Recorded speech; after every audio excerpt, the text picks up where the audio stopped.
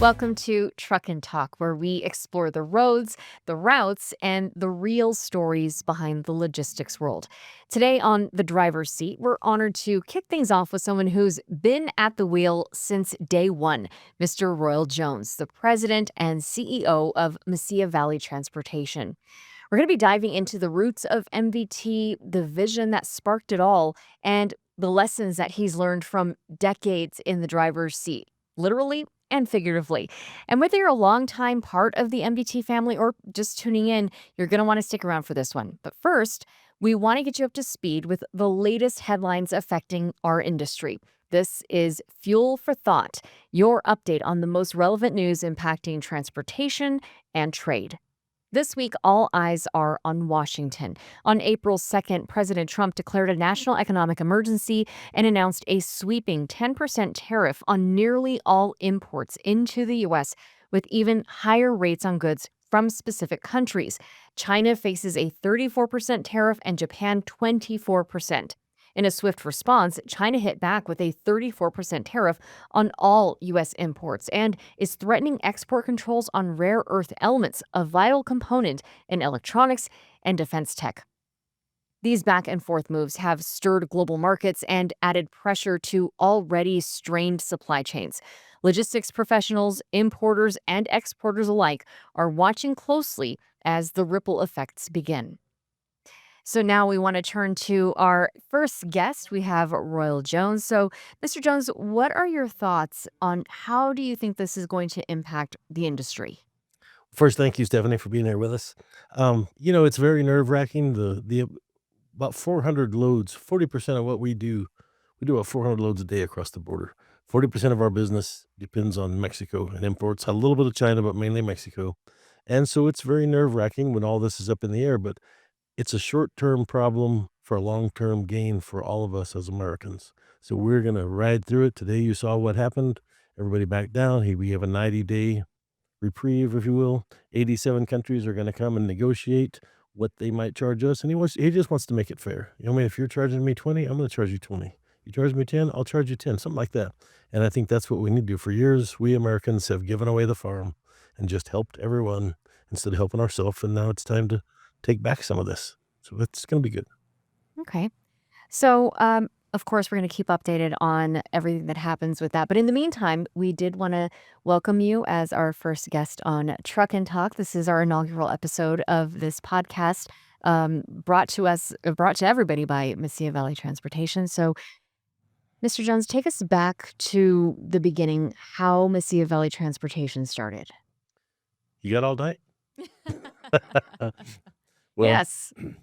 okay, just so you know, I'll pass through a lot of it, but I bought my first truck when I was 19, and I started trucking, hauling grain, cattle, and whatever I could, and eventually I bought a refrigerated trailer. I lived in Las Cruces where we had onions, we had a lot of seasonal crops, and there was nothing shipping out of El Paso. El Paso was a consumer city, kinda like Albuquerque and Denver are, so we consumed, and we had warriors to help us consume. Nothing was manufactured here.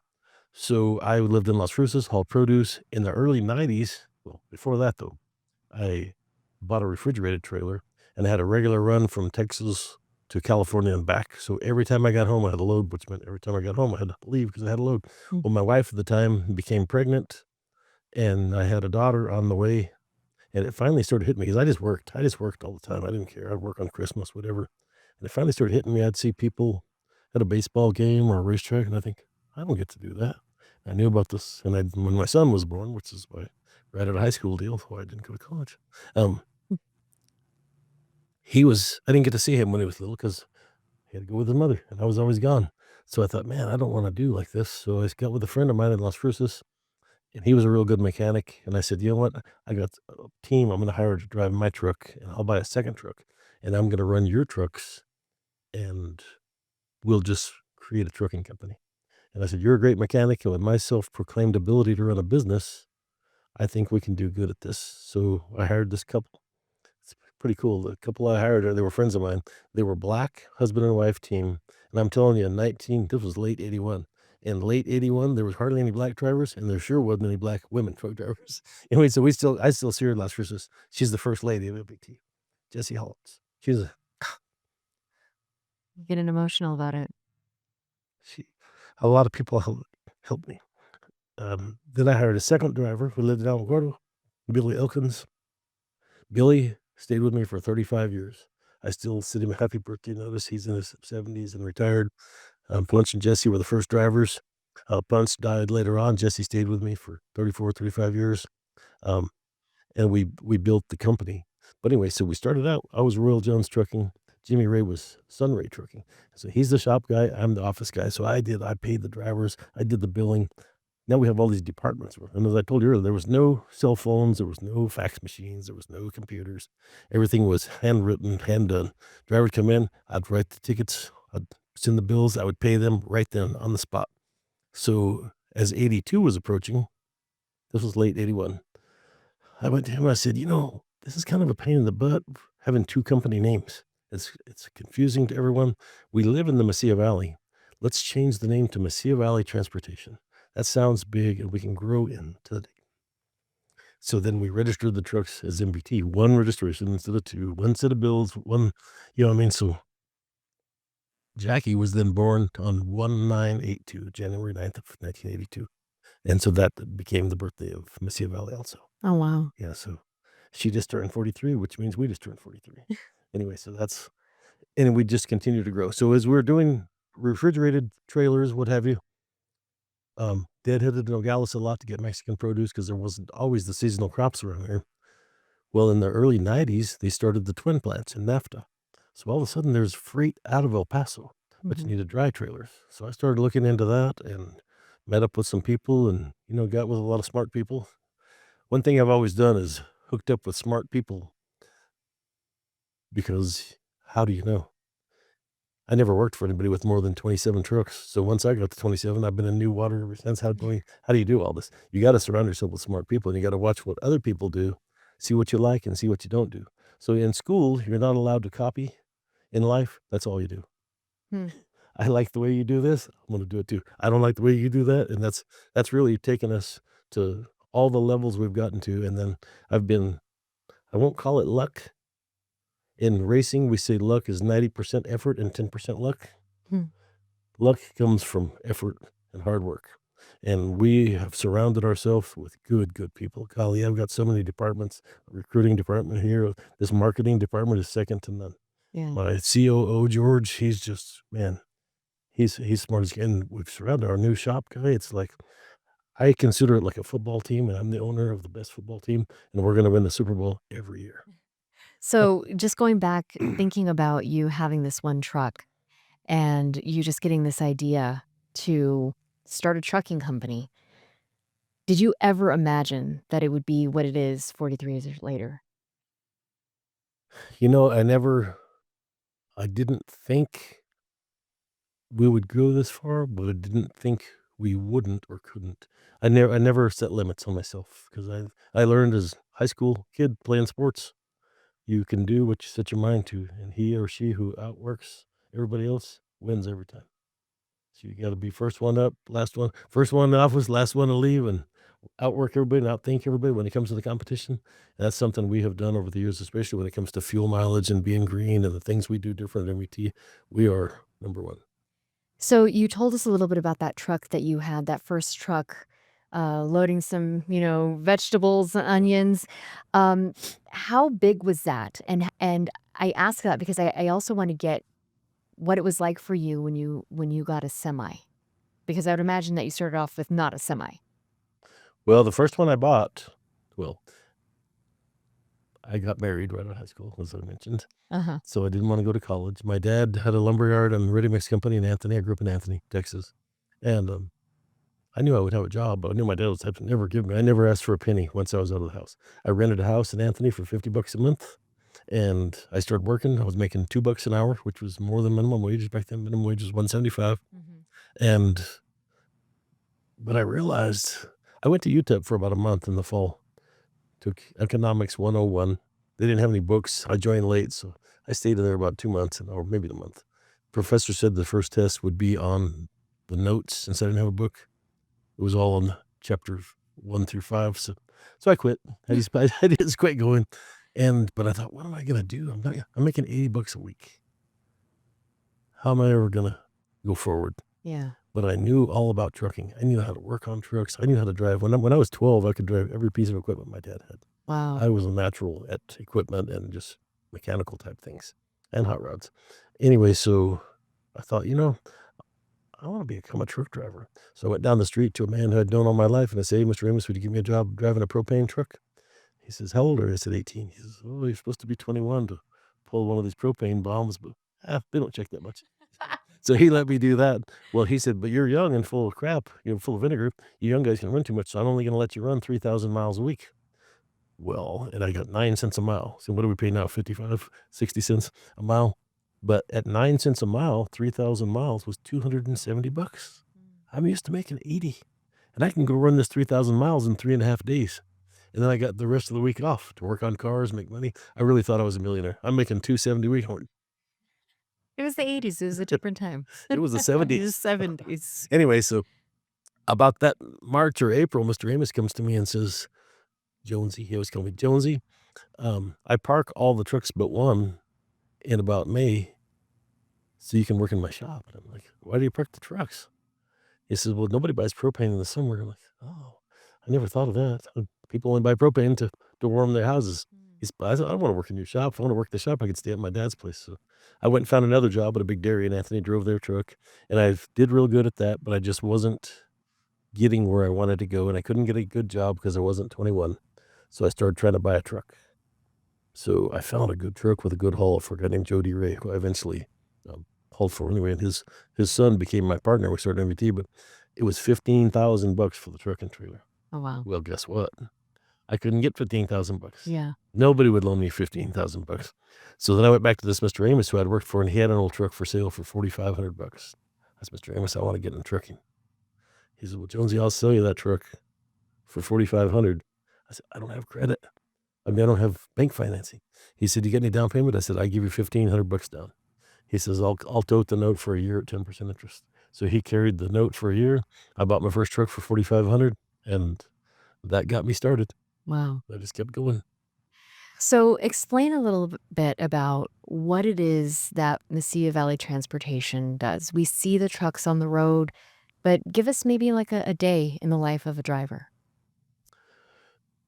Well, what Mesilla Valley Transportation does is move product for now we have Fortune 500 companies. Before we were scrambling just to have a load for anyone. And as we've grown it with good salesmen and good contacts and good on time service and always doing what we say we're going to do. You know how many people don't do what they say they're going to do? And I learned early that your word is everything. So we've got all these big contacts, and now with the twin plants and all that. So say I'm a driver at MVT today, I'm gonna probably go to the MVT yard in El Paso, check in. They probably have already told me what I'm gonna do. I'm gonna get my trailer that probably just came from Mexico, and maybe I'm going to Nashville. So I take a load of computers to Nashville, and the Nashville, that's a high value load, so it's gotta be done everything just right. Everything's gotta be done just right. I get there, I'm probably just gonna drop that trailer, pick up an empty over there, and go to another place and pick and drop that trailer and get a loaded trailer and maybe go back to California. We have different guys who do, like we have guys that run Nashville and back, El Paso to Nashville, Nashville to LA, then LA here, then we have guys who do the right triangle, the east triangle is El Paso to Dallas area to Denver, Wyoming area, and then south. So this Mm. way, with the e-logs, they can do the 34-hour restart when they get back home. We have the West Triangle where they go El Paso to LA, LA, then across to Dallas or I mean Denver or Wyoming, and then come back down here. So they're always doing that. And that way, because now that you have to make drivers do a 34-hour restart, before e-logs, we forgot. We didn't know how to do that. We kinda cheated. Anyway, so I thought, why in the world, if you're a driver and you've worked 70 hours in 8 days or whatever, why would you wanna stop for 34 hours on the side of the road and take a nap? That's the rule. I didn't make the rule, and I hate the rule, but we have to live by it, so we make sure to get that driver somewhere where he or she wants to be, Mhm. and that's probably home. You know what I mean? Let's get you home. Spend that 34 hours with your family, not in some rest area or some truck stop where you I mean, it's to me, if you're spending the 34 hours away from your home, you're on the phone now looking for another job where you don't have to do that. We Yeah. wanna keep our drivers. I think you led into the next question I had because you were talking about sleeping on the side of the road. What do you think some of the misconceptions are about trucking? as an industry? Oh, I think that a lot of people have bad it's almost like cops. Most cops are really, really good people, but that one cop rubbed you wrong the one time or was crappy to you, and you think of them that way, but actually they're out there protecting us. Our truck drivers are out there delivering everything that you and I need every day of our lives. They're working day and night. They're working through holidays. They're making sure we have eggs. They're making sure we have potatoes. They're making sure we have TVs and computers and everything that Walmart's got, everything that Safeway's got, everything that every store has is because a trucker brought it to you. And I'm going to tell you, 95% of them are just good, hardworking, caring people. And people don't realize that. Yeah. People who wanted to get their hands dirty and do something, and they like trucks, and maybe they didn't want to go to college like you were saying, Yeah. but they And, just want to provide for their families. and you can make good money driving. And we have so many people that have been with us for so long. I mean, trucking has a very high turnover nationwide. I'd say most companies our size are 125% turnover or more. I think right now we're at 75. We've gone less than 75. But one thing I don't allow you to talk to one of my drivers like he's nothing. I mean, if you're a dispatcher, you do not talk down to our drivers. They're not always right. They think they're always right, but they're not always right. But they're out there. They're the ones out there doing it.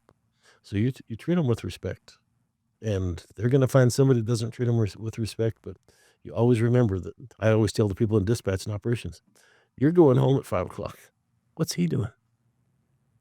Whatever he calls and just wants to talk. Sometimes you just got to take the time and listen because he's been out there all night. Maybe he just wants to hear a voice. Maybe he just wants someone to answer a couple of questions. You know what I mean, or help them out. It sounds like your personal perspective has helped shape this company into what it is because you're thinking about the truckers. And you know what I think about everybody? Because I tell you, it's as big as we are. One thing I never wanted anybody to be was a number. You feel like you're somebody at MVT because you are. And I may get all the glory and all the credit because I'm the one who started it, but was just smart and surrounded myself with good people that make me look good all the time. You got emotional when you spoke about the people who backed you in the beginning, and you think it's people who would you say it's the people who supported you and your vision that helped Mesilla Valley Transportation grow into the company? Oh, yeah, big time. We have people that have Alan Derringer, who oversees our shops, he's been with us longer than 43 years. He was in high school working for Jimmy as an Excel student. And then when he finished high school, he decided he was going to be a cop, and he went to Silver City to the cop school. What do they call that? And stayed there a few months. Said, I'm going to go back to. They came back with us, and we told him everything. And he's one of the best in the nation, and he's been with us all this time. Um, Gosh, you have so many people been with us 30, 35 years. Noemi Aldana has been with me for 35 years. Um, Arlen Powers, who works at the shop, just celebrated 35 years. We have lots of 25s, 28s, 30s of drivers. I was talking to a company in Nashville the other day. They came to get some fuel mileage. Everybody comes to us to for how to get better fuel mileage. So they came to do some secrets, some trade secrets. They're going to tell me how to save some money here. I'm going to help them with the fuel. They have 2,500 trucks. We have 1,700 trucks. I told the guy I have over 300 drivers that have 1,000,000 miles or more with me. Wow. We have guys who have 8,000,000. These girls put it. I mean, the marketing puts it in Facebook and on Instagram and all the. You know, Joe Blow just celebrated his 1,000,000 mile. They get his jacket and he gets all the stuff. It's a big thing for a driver too. We have guys with so many million miles. And you know what this guy told me? You have 300? I said, yeah. He says, we don't have 10. They don't have 10 drivers at that company that have over 1,000,000 miles with Wow. them because their turnover's so high. See, if you're running team, you can run 250, 300,000 miles a year. If you're running single, you can only get about 120,000 miles a year. So it's going to take you a good 10 years to get 1,000,000 miles. Well, I got guys with 9,000,000 miles. You know, I mean, I got guys 30 years, more than 30 years, guys running team, single.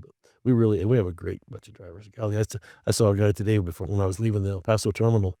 We also do contests for fuel mileage. Don't let he or she with best fuel mileage can get 25,000 a year. Mhm. Every 3 months, we give away a brand new car. You should come to our driver appreciation. Okay. You like it. Yeah. The next one, I forget what it is. We just had one, I think in February, so it'll be in 3 months. We give away a car to the best. We give away in the November one, we give away the 25 grand, but Hector Mendoza was in the front And I'm like, "Hey, Hector," I hadn't seen him in a long time. He won the 25 grand about 5 times. And I said, "What are you doing?" He looked a little weak. He says he got hurt. He fell in the truck or fell at a shipper's yard. And he's ready to come back to work. And I said, "How long you been here anyway?" And he had to think about it. He says, 27 years. Wow. Who knew? I mean, I knew he'd been here forever, but that's what makes MVP. The people. Yeah. The people are the whole ticket. Yeah. At the backbone. You mentioned fuel efficiency and that, other businesses come to you to get your trade secrets. So, why is that important? I think I have an idea why, but why is it important? Well, fuel is one of our biggest costs, and fuel is the one thing I control. You guys what? I'll give you a story. Another story. I'm full of stories. When I used to drive my own truck, I learned a lot of stuff. I was a mechanic. I was a racer. I understood parasitic drag, aerodynamics, trends, drag. Um, so about 6 months into this deal, when I quit, when I quit driving my own truck, I had $50,000 stashed, saved. I was Wow. that good. I fixed my own truck. Well, I'm not very good at books, and so about 6 months into it, I think I'm losing 1,000 a month with these 2 trucks. I think this because 'cause I'm going to the stash for about $1,000 a month to pay the bills because I can't pay the bills. I'm not making money. In 1 week, the motors messed up in both trucks. I'm like, "Holy crap. What am I gonna do now?" So I talked to Alan and Jimmy, and I said, "You know what? This truck needs a whole motor." So I went and bought it. Instead of buying just a motor, I bought a wrecked truck, a brand new wrecked truck that had I got it less than the price of a motor, but then I get the truck, I get everything else, transmission, I get all the spare components. I just always think differently than everyone else. I think a little bit outside the box. So I buy that truck and I fix the other one, and I went to my two, but first I got to fix the problem. So I went to my trip envelopes, I went to all my records, and not a bookkeeper by any means. And I saw I can't change the payments. I can't change the money that I'm bringing in. I can't ask you for more money. I can't run the trucks more miles. I can't pay the drivers less. I can't change the price of the fuel. And then I got to looking at the number of gallons they were getting versus the miles they were running. And both trucks were getting 4 miles to the gallon, Oh, which back then was the standard in the industry. 4 miles used to be the standard. The average, I'll talk about averages in a minute. Average is a C student. So I thought I used to get 5.5 when I drove this truck. So if you do the math, back then each truck was running 15,000 miles a month. Well, 15,000 divided by 4 versus 15,000 divided by 5, the difference is 750. 750 gallons. Back then, 750 gallons was also $750. oh yeah. Dollar a gallon for fuel, right? So these 2 trucks, if they would just go from 4 miles to the gallon to 5, I would save $1,500 a month, thus erasing my $1,000 loss, and I'm making $500. So I went to those 2 drivers and I said, "Guys, I'm gonna slow these trucks down to 68 miles an hour. I'm gonna start thinking of aerodynamic devices I can do. I'm gonna get these trucks doing better. And then otherwise, if you don't wanna play along with this, I'm gonna fix both trucks. I'm gonna sell the Peterbilt. I'll go back to driving the Kenworth, and my dream of Mesilla Valley Transportation will be over. Mm. I'll just be a truck driver." They both agreed to it, and next thing you know, we're getting 5.5 miles per gallon. Wow. That's cool. So you know what I need now? I need a third truck. I can't make it on $1,000 a month, but maybe I still had money stashed, and I've just kept playing that. And to this day, because we always measured by the truck.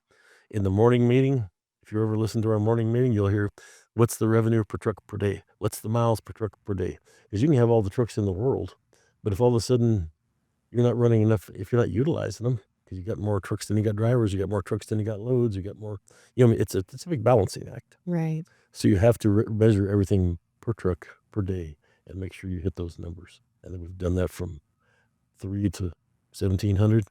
And the fuel, we've taken it to our fleet average is right close to 9 miles per gallon. Wow. The average trucker in the United States gets 6.5.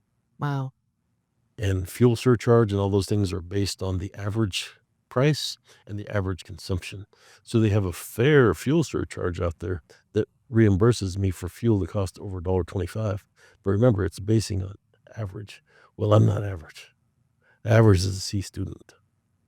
I'm beating the C students. I'm an A+ student, learning how to get better fuel. This is a big public company that has way more trucks than we do, and with what they don't have is they don't have the knowledge that we have on on how to get How does okay, so something good too, in today's world where we all wanna be green, just so you'll know, every gallon of diesel that gets burnt, 8 pounds of diesel is a gallon, puts 22.35 pounds of carbon in the air. So if I get better fuel mileage, I'm Mhm. not putting as much carbon in the air. Well, then I have a biofuel plant over here in West El Paso. Every gallon of biofuel puts nothing in the air. So when our trucks fill up in El Paso, we put 30% biofuel and we get better fuel mileage. So I can show a chart to a customer, say if I'm doing 10 million miles a year for you, I can say, here's what your my competitors are putting this much. It's in the millions and millions of pounds of carbon in the air. Because I get better fuel mileage and I run biofuel, I'm putting less than half the carbon in the air. You know, the Walmarts and the Home Depots and Lowe's, they love that. They love to be part of helping keep the and this is a whole lot easier way than can't convert everything to electric. Can't we can't just change all the things we've been doing all these years. We have diesel, we have motors that burn diesel. Just figure out how to do it better. Yeah.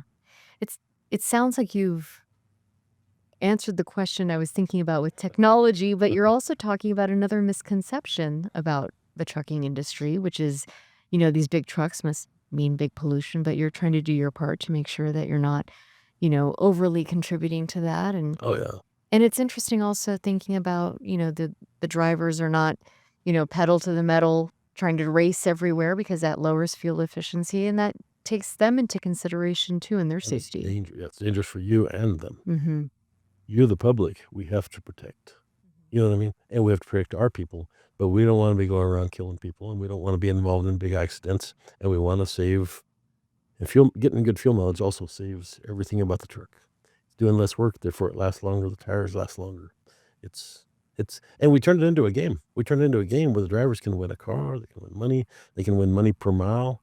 Every month, if they have an accident on the car thing for 3 months or the yearly thing, any accident disqualifies you from winning those things. Yeah. So we'll have the monthly thing where you can win 1, 2, 3, or 4 cents a mile by hitting certain fuel mileage numbers. So if you got in a small fender bender this month, now you're out for the car, but next month you can still work for the 3 or 4 cents a mile to get the fuel mileage. It also sounds like your approach to being efficient has also shaped the culture at MVT because you're talking about safety, you're talking about caring for the drivers. Would you say that's a fair statement? Yes, yes, ma'am. So, talk about what you think, who you think thrives here when you're talking about the kind of drivers that you want or the culture that you're creating here. Who do you look for and who do you think thrives? Well, hopefully, all of us. I mean, hopefully, we have a good customer, a good driver that's keeping our customers happy, customer coming back to us. Hopefully, the driver is happy with he chose to be the truck driver. You don't choose to be a truck driver and then think you're gonna be home all the time. You know what I mean? You Mhm. chose to do this, but if he can go out and be home when he wants to be home, get home to his family with a good paycheck for them, hopefully his family's very happy too. And Mhm. we have a lot of happy families there. And we have a lot of people that just people really care about each other. It's you've never been in a bigger company where people care about each other, but and we're like family. We're all gonna fight. We don't get along, but we sure care about each other. Yeah. So, looking back over these last 4 plus decades, what are you most proud of? I'm just proud that I've provided a good living for so many people. And I'm just proud to say that I'm a kid from Anthony that came out and created all this with the help of so many good people, and I just wanna keep on doing that. I mean, I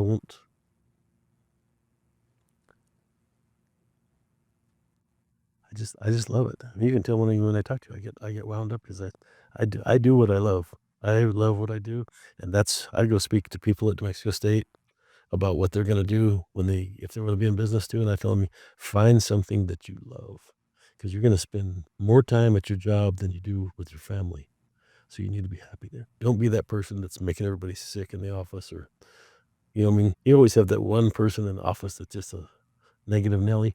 You gotta get them out of there, and that's one thing we try to be really good at MVT is if there's a negative person in any of the offices, the manager has to see to find a way to get rid of that person because we don't wanna bring everybody down. Yeah. One bad apple makes the whole bunch. Yeah, just like you said.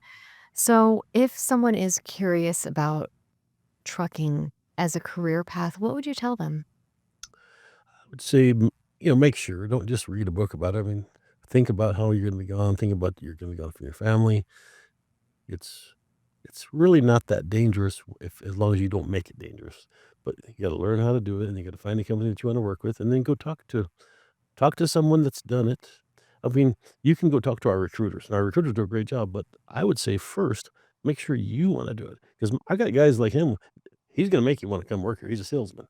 But, and he thinks that we're providing the best job for you, and he's gonna sell you on that, but and you'd be surprised, but he can give you the numbers, but we might go through 130 applicants that he will see, him and his team, to get maybe 15 people into orientation.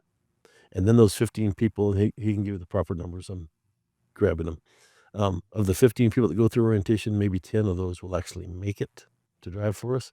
And then if they're newbies, and they can't be that new, we require them to have at least 100,000 miles, so much time, and this and that. And the other. But sometimes they just get out there and this is just not for me. Mm. I miss my kids. I miss my family. I want to be home with them. Hey, we understand.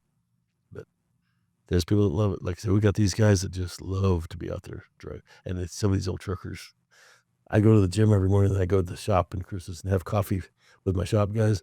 There's always a couple old truck drivers coming in there. Oh, they got the stories, and you just gotta listen. It's good stuff. So, I imagine that trucking has changed quite a bit since you started. Oh yeah. So, what do you think it will look like in the next maybe 5 to 10 years? Oh gosh. I don't know that they'll ever get the full autonomous truck going. And one thing I've always argued with everybody that got involved in it is a guy who knows, and they take these computer geniuses, they don't know that much about it. But the fact that they keep trying to make a truck that will run with no humans in it, Mhm. never gonna work. Okay, what you really need if you want autonomous, and I see autonomous coming, but it needs to be where the DOT has to allow this too, because the biggest thing holding truckers back and requiring the highways to be so full of trucks, you can only run 11 hours a day as a single. So that means the trucks stop for 14 hours, 13 hours a day. Well, where are they going to park? Rest areas are full. You could, if you had an autonomous truck that the driver had to sit there, you had a very comfortable seat. So say the driver gets loaded, side and stability landing, all the things that the regular autonomous truck can't do. Check the tires, make sure the truck's safe for the highway, get through El Paso and all this traffic, get out here, past the scales, past cruises, and say, okay, I'm going to go off duty. I'm going to kick back in the seat. I'm going to take a nap. Truck, take me towards Fontana. And just like an autonomous car, my daughter's Tesla. Mine's too old, it doesn't have it, but, it'll tell her if there's traffic, if it can't handle it. It keeps you in the seat Yeah. anyway, so but if you could get the driver to be off duty so he could keep running and let the truck run till you get to somewhere where there's too much traffic or LA where you go deliver and all this, Mhm. now you could have each driver running more miles per day. Well, trucks only average running about 8 hours a day. Average, if they can go 11, other stuff happens. So you could get that to 16 hours a day because the truck could do more. Wouldn't we then need only half as many trucks on the highway as we have right now? Hmm. That would be bad for me. I mean, because now I don't need as many trucks, and there'd be so many trucks that the rates would go down, but that really to me, that's one of the big answers. Trucks will keep getting better. They're getting cleaner every day. The newest trucks don't put near the pollutants in the air. I mean, they really have done a good job of keeping the smog like Southern Cal. Our trucks actually emit cleaner air in Southern California than they breathe in. Oh, wow. 'Cause, out there, there's so much at least called smog, but Yeah. there's so many things. Yeah, so I think you'll just see more and more automation, more I think I do think the autonomous is coming, but they're gonna have to totally rethink it, and then you're gonna have to be ready for it.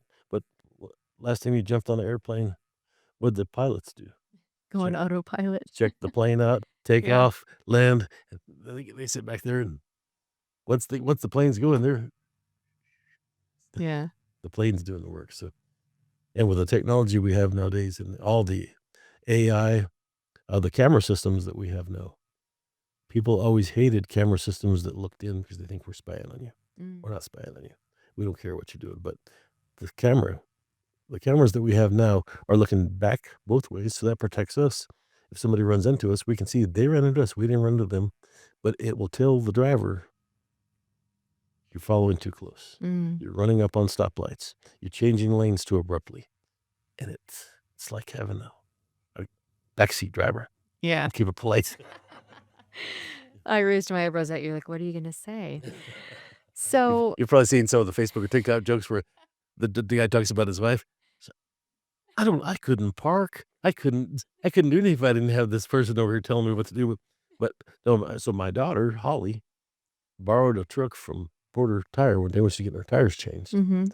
And she's like, "Dad, this truck was driving me crazy. This lady's just telling me all this crap. I wanted to." And finally I thought, maybe I should listen. So then she just didn't do any of the things it was saying she did, and never talked to her again for the rest of the day. Oh, So no. so that's making our accidents are less and less because we have this. It studies how you do it. It knows your habits, and it helps correct you every day. And it and if you don't wanna hear it, quit following too close, quit speeding, quit changing lanes so abruptly, quit looking at your phone. Phone Mhm. I mean, Mhm. it tells you all those things, so it's helping tremendously. So So AI is the answer. AI, Yeah. yeah, for pretty much everything. Right. So I guess what would you want people listening to take away about Mesilla Valley Transportation? What is the one thing you want people to know about Mesilla Valley Transportation?